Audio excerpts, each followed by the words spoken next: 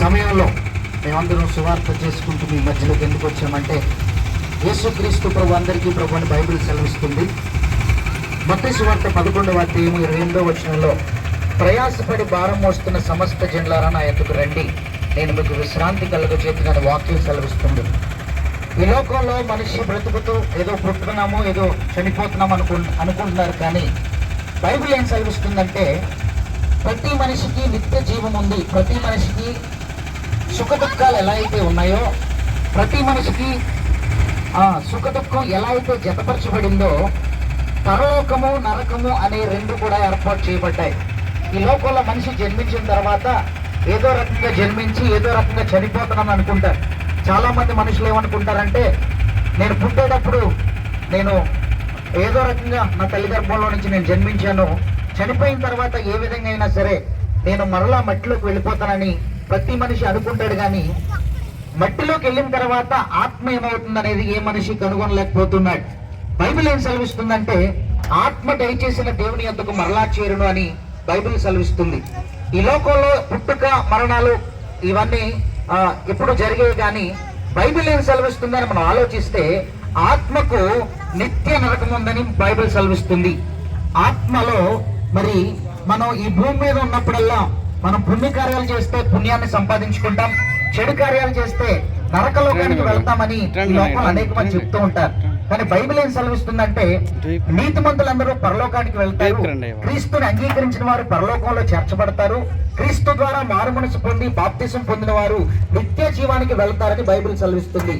ఈ లోకంలో పాపంలో జీవిస్తూ అక్రమంలో జీవిస్తూ ఈ లోక ఆశలతో జీవిస్తున్న వారు నరకానికి వెళ్తారు అన్నలో ఏమాత్రం సందేహం లేదు. బైబిల్ అదే సెలవిస్తుంది.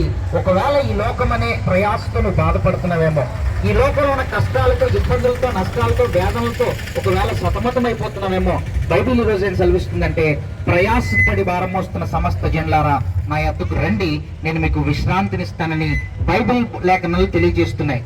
ఈ లోకంలో ఉన్న ప్రయాసతో ఒకవేళ బాధపడుతున్నారేమో, ఈ లోకంలో ఉన్న కష్టాలతో ఒకవేళ నలిగిపోతున్నారేమో, దేవుడు అంటున్నాడు, నా యొద్దకు రండి, నేను మీకు విశ్రాంతినిస్తానని యేసుక్రీస్తు ప్రభువారు సెలవిస్తున్నారు.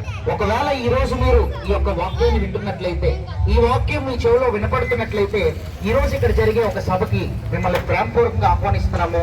దైవజనులు అనేకమైన వర్తమానాలు ఈ స్థలంలో వినిపించబోతున్నారు. దేవుడు మీ ప్రయాసను, మీ దుఃఖాలని దేవుడు నాట్యంగా మార్చబోతున్నాడు. మిమ్మల్ని అందరినీ ప్రేమతో ఆహ్వానిస్తున్నాను.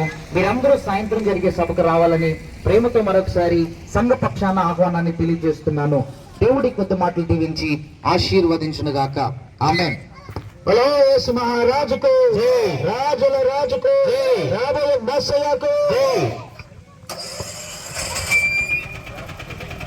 నమ్మకమైన దేవుడమైన నీవే చాలు యేసయ్యా, నమ్మకమైన దేవుడవైన నీవే చాలు యేసయ్యా, నేనేమై ఉన్నా ఏ స్థితిలో ఉన్నా.